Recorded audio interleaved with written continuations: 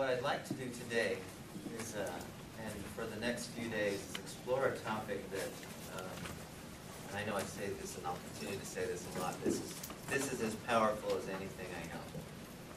How many times I say that, I don't know, but this really is. And when I work with a lot of people who individually struggle with too many things on their plate, not enjoying life, having stress, or, you know, do you ever have this feeling that you have too many things on your plate, but you can't take anything off? You know, and you say, well, if you got to manage your time better, you should take some things, and you can't. There's nothing to take off. Some of us have those kinds of lives, and so this solves that dilemma. This solves the dilemma of having too many things. It doesn't solve the dilemma of the many things, but it solves the dilemma of being anxious about the many things. I want to start with a little story that happened in this class. There was a student who, it was before class had started, and there was a student, his name was Philip, and this is a true story. He was sitting up here, this was before the building was remodeled. He was sitting up here in the desk, and it was about, 5-10 minutes before class started. He was just sitting there eating some yogurt, and I walked to him, I said, "Hi Philip, how you doing?" And he looked at me and was, "Oh, Doc, you really want to know?" Sure. So he said, "Oh man, things couldn't be any worse. I've got a guy who I've been working with who's wanting to sue me. We've been business partners for quite a while, and now he wants to sue me for some business problems. I have 2 papers that are due next week. I've got a huge exam this week. I'm having a little bit of problems with my wife." And he rattled off a few more things that were causing him to feel stressed. And I said, "Wow, you must be really feeling it. It sounds like a lot's going on for you." And he says, "Yeah, what should I do?" And I said, "Do you really want to know?" He says, "Yeah, tell me, what should I do?" And I said, "I think you should enjoy your yoga." He didn't like that answer. But that's the right answer. And I know that's kind of like, right, that's not going to solve anything. Well, actually, that's the essence of where we're going these next few days is you should enjoy your yogurt when you're eating your yogurt. When I gave this presentation at the APERT conference, there was a national APERT conference that happened. They had in 2006. They had a presentation at the conference here in Salt Lake, and I submitted this idea to present this concept, and it was the most amazing thing when they set me up in this room that had 100 seats in it. It's this big, long room, 100 seats. And by the time we started, there was like 200 people in there. And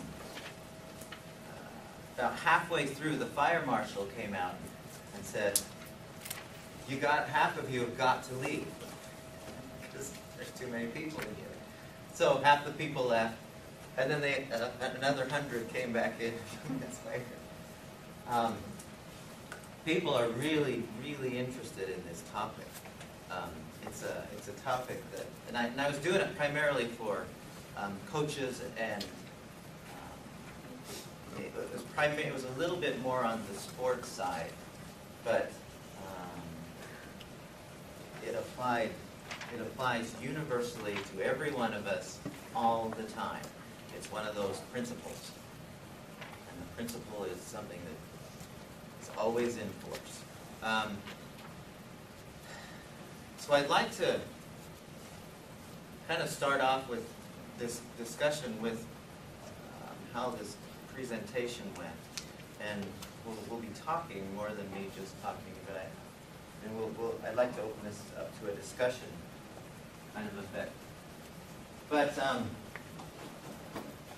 I want to start off with the mind and some things that I'm pretty sure are true about the mind.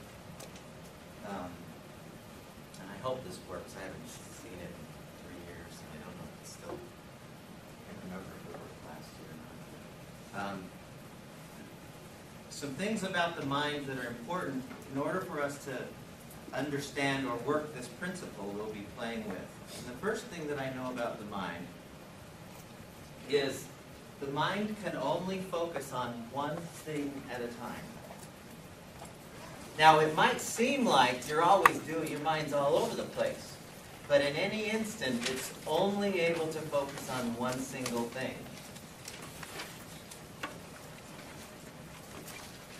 Try and stick your mind on two things simultaneously. Just try. Hurts your brain. Do that. But try. I mean, really, think about, okay, it's snowing outside. My color of my car is gray. You can't do it. You can think of your car in the snow, but that becomes one thing that you're thinking about. Okay, so that's the first thing I know about the mind. The next thing that I'm pretty sure of is the mind can put its attention on anything it chooses. We have free will. Now, there are people who will say, well, we're conditioned, and when we think of things, it's just because, well, we can't help it. But when you decide to think about a thing, you have free choice to think about that thing. No one's holding a gun to your head saying, this is how you should think. And even if they were holding a gun to your head, you still would have a choice about what thoughts go on in your head. Somebody's holding a gun to your head, you could think, oh, finally, somebody's getting me out of here.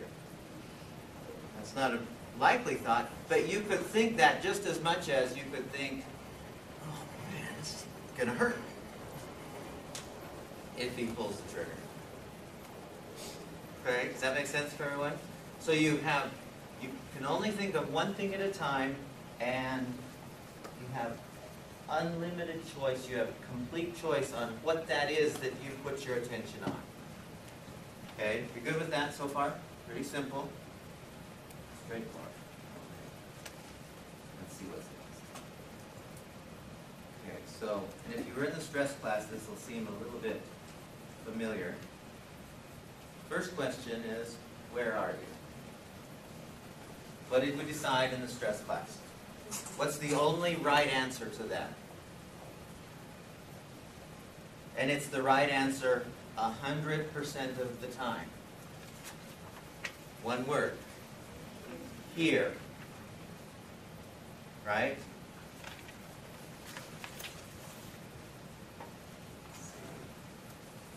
So if you're only here, then where does that mean you are not? Have you ever been able to be anywhere else? Can you be at home while you're here?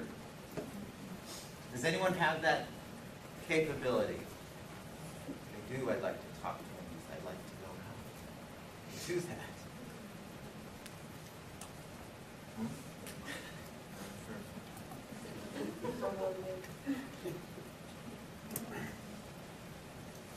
So the right question, where you always are, is here. Where are you always? Not everywhere else.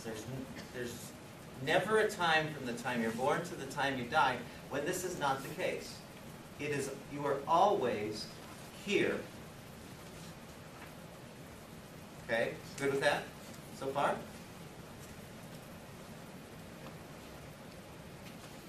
Next question.